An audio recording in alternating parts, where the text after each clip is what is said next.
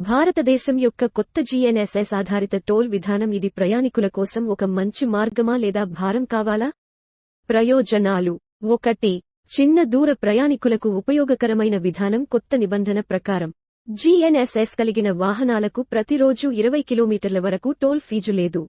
ఇది రోజువారీగా హైవేలను ఉపయోగించే ప్రయాణికులకు ఆదా చేస్తుంది. ముఖ్యంగా కుటుంబాలు మరియు వ్యక్తులకు ఇది ఆర్థికంగా ప్రయోజనకరంగా ఉంటుంది. 2. టోల్ ప్లాజాల వద్ద రద్దీ తగ్గడం. జీఎన్ఎస్ఎస్ ఆధారిత వ్యవస్థ కారణంగా మానవ టోల్ వసూలు అవసరం ఉండదు మరియు ఉన్న ఫాస్టాగ్ విధానం మీద ఆధారపడనవసరం ఉండదు. ఇది టోల్ ప్లాజాల వద్ద రద్దీని తగ్గించి రవాణా వ్యవస్థను మెరుగుపరుస్తుంది. 3. సరికొత్త టోల్ ఛార్జీలు. 20 కిలోమీటర్లకు మించి ప్రయాణించిన దూరం ఆధారంగా టోల్ ఫీజులు వసూలు చేయబడతాయి. కాబట్టి ప్రయాణికులు తమ ప్రయాణించిన దూరాన్నే చెల్లించాల్సి ఉంటుంది.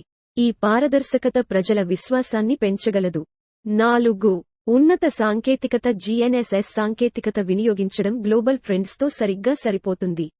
రవాణా వ్యవస్థలో సాంకేతిక పరిష్కారాలు సౌకర్యాన్ని పెంచుతాయి. సవాళ్లు. 1. వాహన యజమానులకు ప్రాథమిక ఖర్చు. జీఎన్ఎస్ఎస్ పరికరాలను వాహనాల్లో అమర్చడం కోసం ఖర్చు అవుతుంది. ఇది ముఖ్యంగా పాత వాహనాలు ఉన్నవారికి లేదా హైవేలు తరచుగా వాడకపోయేవారికి ఆర్థిక భారం అవుతుంది. 2. సాంకేతిక మరియు నిర్వహణ సమస్యలు. ఈ విధానం జీఎన్ఎస్ఎస్ టెక్నాలజీ మరియు మౌలిక వసతులపైన ఆధారపడుతుంది. సాంకేతిక సమస్యలు.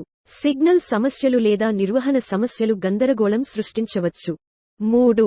గోప్యత సమస్యలు. జీఎన్ఎస్ఎస్ వాహనాల కదలికను ట్రాక్ చేస్తుంది కాబట్టి కొందరికి గోప్యత మరియు డేటా భద్రతపై ఆందోళనలు ఉండవచ్చు. డేటా పారదర్శకంగా మరియు భద్రంగా నిర్వహించబడితేనే ప్రజల అంగీకారం లభిస్తుంది. 4. మార్పులకు అలవాటు పడటానికి సమయం. ఇప్పటికే ఉన్న టోల్ విధానం నుండి కొత్త సాంకేతిక వ్యవస్థకు మారడం కొంత గందరగోళం కలిగించవచ్చు. సరైన సమాచారం మరియు వినియోగదారులకు అవగాహన అందించడం ముఖ్యమవుతుంది. ముగింపు. మొత్తం మీద జీఎన్ఎస్ఎస్ ఆధారిత టోల్ వసూలు విధానం ఒక ముందుచూపు ఉన్న కార్యక్రమమని చెప్పవచ్చు. ఇది వాహన యజమానులకు టోల్ ఛార్జీలను సులభతరం చేసి రద్దీని తగ్గించే అవకాశముంది.